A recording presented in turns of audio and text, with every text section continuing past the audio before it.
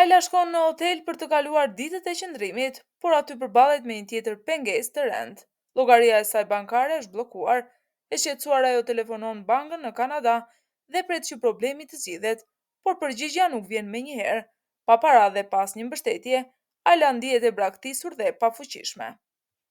Ndërkohë, Gianni ka vënë dy nga njerëzit e tij në ndjekje për ta kontrolluar gjendjen e Ajlës. Njëri prej tyre telefonon dhe i tregon se Ajla ndodhet në hotel, por nuk ka para për të paguar qëndrimin. Pa munduar gjatë, Gianni udhëzon që të paguajnë fshehurazi ditët e hotelit. Pak më vonë, kur Ajla shkon tek recepcioni për ta pyetur për pagesën, ajo njoftohet se qëndrimi i saj është paguar nga familja Alboran. Kjo e trondit thellë.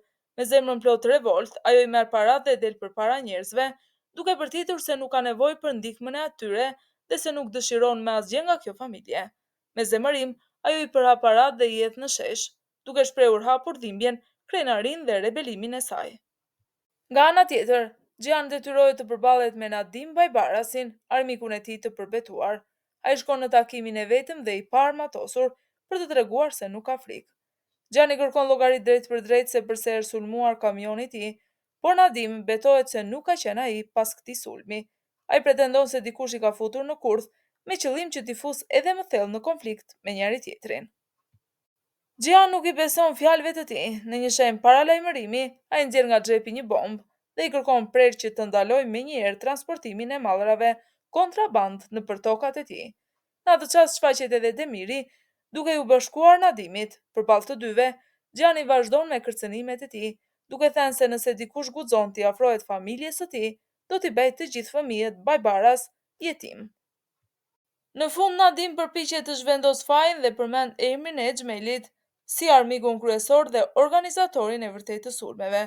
Kjo e bën më të ndërlikuar situatën dhe hap një tjetër front armiqësie.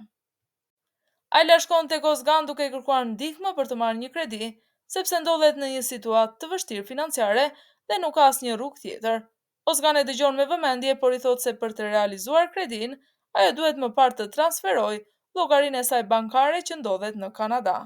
Gjatë bisedës, Ozgan e pyet edhe se si do të veproj për të marrë Denizin. Ajla me një zë të lodhur dhe të mbushur me dhimbje, thot se për momentin nuk sheh asnjë zgjidhje tjetër, ajo është e bllokuar nga të gjitha anët. Ozgan e këshillon që të bëjë denoncimin në polici për gjithçka që po i ndodh, por Ajla heziton, ajo ka frikë se autoritetet mund të akuzojnë për plagosjen e Xhianit dhe kjo do të përkeqësojë edhe më shumë situatën e saj. E ka përmes frikës dhe dëshpërimit, Ajla mbetet edhe një herë pa një rrugë të qartë shpëtimi. Gjian shkon të takoj xhaxhain e tij në burg, i tronditur nga ajo që i kishte thënë më herët Nadimi gjatë bisedës, tek ai fillojnë të ngrihen dyshime për të vërtetën që fshihet pas gjithë ngjarjeve. Ai përpiqet të marrë përgjigje, por ndodhet në një qëndrim të ashpër. Xhaxhai i tij shpreh hapur urrëtitjen dhe zemërimin, duke thënë se është rrethuar nga vetë familja e tij dhe se Gjian nuk i takon të drejtojë Alborën. Fjalët e tij janë të mbushura me mlev dhe zhgënjim, duke treguar se plagët mes tyre janë ende të hapura. Gjian largohet nga burgu i rënduar dhe i zgënjur, por përpara se të ikë, i thot shkurt se koha do të tregojë se kush e tradhtoi kë. Me këto fjalë i lep pas edhe dyshimet, edhe përballjen, duke e ditur se e vërteta ende nuk ka dalë plotësisht në dritë. Nena e Shahinit telefonon atë dhe i kërkon që ai dhe Kaja të shkojnë në shtëpinë e saj. Kur ata mbërrin aty, ndodhet edhe zonja Sadakat. Pa humbur kohë, Sadakat i drejtohet Shahinit me fjalët më të ashpra dhe i kërkon që, sa herë që Nare të jetë në konak, ai të mos shkel më aty, edhe pse prania e tij dëshirohet nga Kaja dhe Xhihani. Këtëherë Shahin nuk hesht, ai merr guximin dhe i thot hapur se Nare nuk është e lumtur me Ozganin, duke lënë të kuptohet se ajo po jeton një jetë që nuk e ka zgjedhur me zemër. Nga ana tjetër, nena e Shahinit i kërkon Kajës të largohet nga Zerin, por Kaja me një ton të ashpër dhe të vendosur i thot drejt për drejt se ai e dashuron Zerinin dhe se nuk do të ndahet kurrë prej saj. Pikërisht në atë moment, Zerin përballë të gjithëve e mohon këtë dashuri dhe thot se nuk e dashuron Kajën, duke lënë atë të goditur dhe situatën të mbushur me një heshtje të rëndë. Mine shkon në dhomën ku qëndron Nare dhe përpiqet të sillet e sjellshme me të.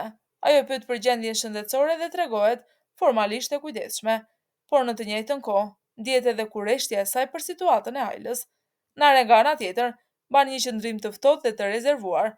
Ajo nuk i jep asnjë përgjigje për Ajlën dhe nuk hap asnjë bisedë më shumë se ç'duhet. Pas disa minuta heshtjeje, Mina i drejtohet hapur Nares dhe i thot se është në dieni që ajo dhe zonja Sadakat nuk e duan.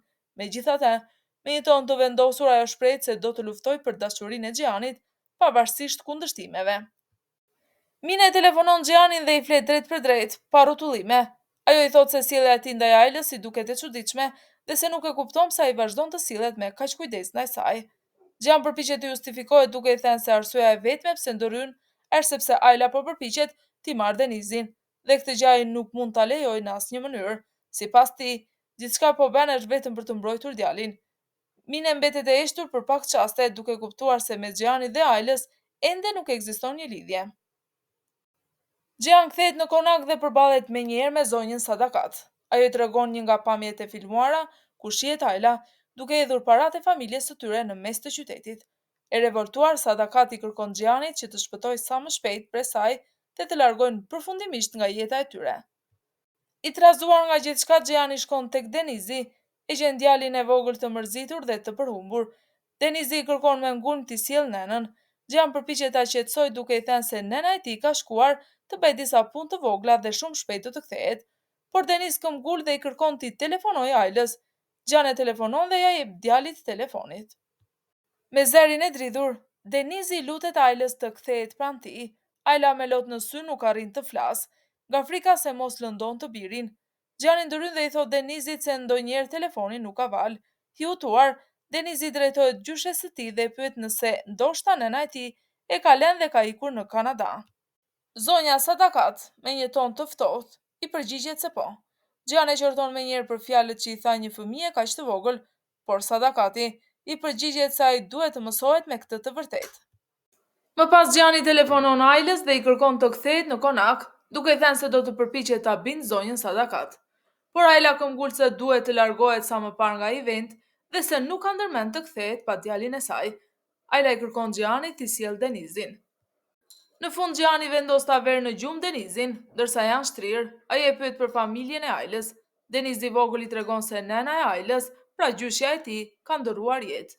I mallëngjyer dhe i frikësuar, Denizi i kërkon Xhianit të flejë bashkë me të, që të mos ndihet vetëm.